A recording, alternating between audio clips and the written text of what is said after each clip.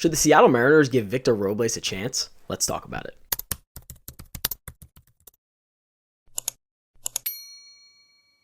So the Seattle Mariners acquired Victor Robles back on June 4th, and most Mariner fans, while they didn't really complain about the move because there really was no high risk, high reward or anything like that, we really didn't know what his place on this team would be. He was obviously a former top prospect, even highly regarded more than Juan Soto was when coming up through the national system, but we really didn't know what the move here was. So I kind of want to dig a little bit deeper into his stats so far, which is very, very small sample size, but his stats so far with the Seattle Mariners. And as you guys know, if you listen to some of my previous videos, I am a big believer in some guys maybe just need a change of scenery. When the Mariners first acquired someone like Josh Rojas, I also was a big fan that maybe this guy just needed a change of scenery to kind of get out of his shell and really perform at the best of his ability.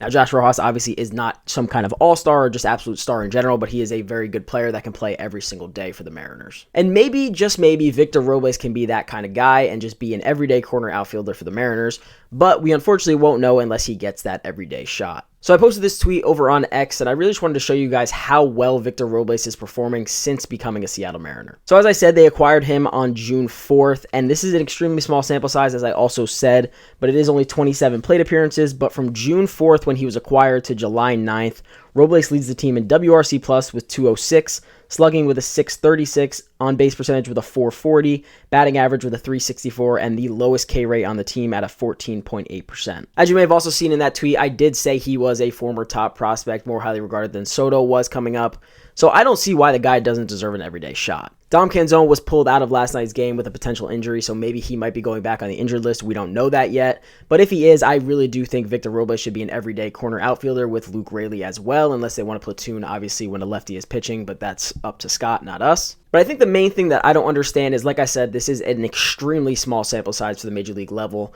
but someone like Mitch Haniger still has not figured it out since June 4th when they acquired Victor Robles to July 9th.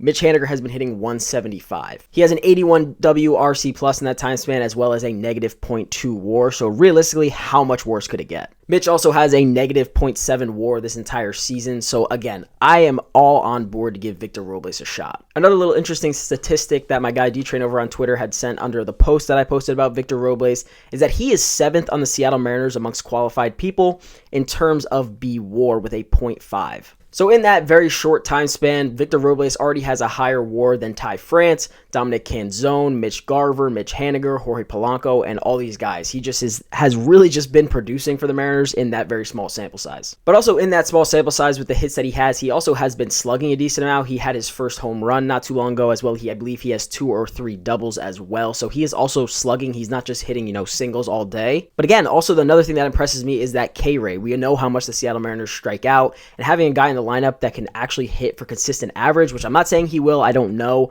I think he deserves a shot to let us know if he can play every day, because that makes the Mariners a lot less pressure coming to the trade deadline if he can somehow figure out how to get into an everyday role. But the thing that I just can't understand about it is the Seattle Mariners don't have a lot of offense. We know this. That's their main struggle this entire season. I'm pretty sure they're on pace to break the franchise record in terms of most strikeouts ever. Also, the MLB record, I believe they're on pace for, so that is just not a good sign. But I hate to say it, but I think we've seen enough of Mitch Haniger. It was great to have him back, and the hype around him coming back was awesome, but I just don't think he can compete at the same level he used to, especially when he used to be a Mariner back in the 2021 time span. And I think the project with him is over. I don't think you're going to get much out of him anymore. Maybe you can keep him, but it's a lot of salary to have a guy that's just going to sit the bench. But I just think you have to give Victor Robles a chance. Again, you're not talking about some random guy who never really played at a high level. This guy's a World Series champion. I have a feeling he could be really impactful in the playoffs because he has this experience, which a lot of guys on this team do not, unfortunately. But like I had said, some guys just need a change of scenery, and Victor Robles may be that guy. It just wasn't working out in Washington for him.